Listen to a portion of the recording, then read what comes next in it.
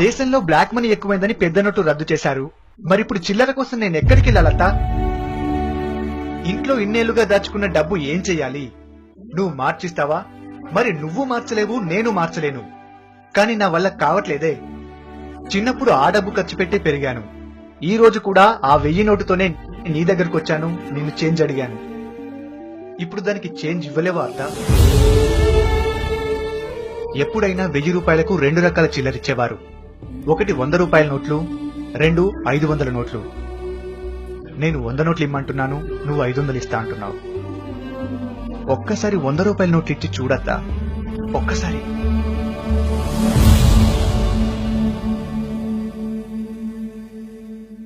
బయటకెళ్తే 500 నోట్లు ఇస్తే వద్దంటారు. చిల్లర ఎలా తేవాలో అర్థం కాదు. చాలా ఇబ్బందిగా ఉందత్తా. ఎవరిని చిల్లర అడిగినా మా దగ్గర లేదు, దొబ్బే అంటున్నారత్తా, దొబ్బే అంటున్నారు.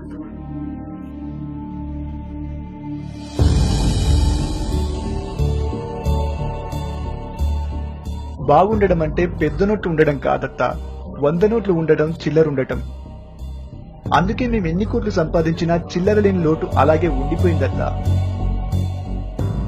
అందుకే నీ దగ్గరకు వచ్చేటప్పుడు ఒక 1000 రూపాయల నోటు, ఒక 500 నోటు, మా ఇంట్లో ఉన్న డబ్బులో కొన్ని పెద్ద నోట్లు నువ్వు చేంజ్ ఇస్తావని తెచ్చానత్తా. నువ్వు చేంజ్ ఇస్తావనుకున్నత్తా. నువ్వు చేంజ్ ఇస్తా అని చెప్పు, ఇంట్లున్న 1000, 500 నోట్లన్నీ తెస్తా. మోడీ గారు పెద్ద నోట్లు వద్దన్నారన్న ఒక్క కారణంతో పొద్దున్నుంచి చేంజ్ అడుగుతూనే ఉన్నానత్తా, అడుగుతూనే ఉన్నా. ఇక చేంజ్ లేకుండా మా వల్ల కాదత్తా, మా వల్ల కాదు. కుదిరితే 100 నోట్లు, లేదంటే 50 నోట్లు. కానీ మాకు మాత్రం చిల్లర ఇవ్వండి అత్తా, దయచేసి ఇవ్వండి, దయచేసి ఇవ్వండి.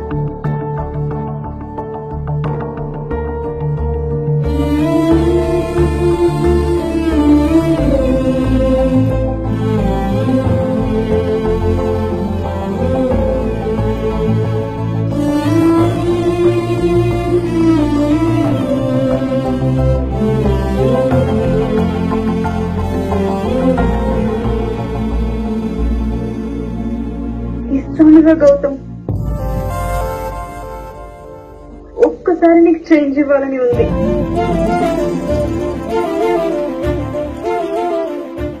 వంద నోట్లే ఇస్తారా?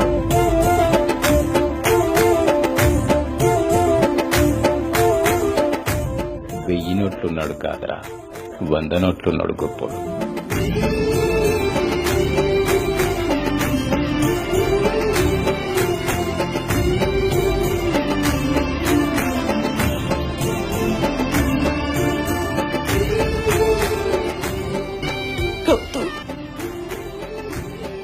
ఇంకా ఆయనకు చేంజ్ లేని లోటు లేదురా, తీరిపోయింది.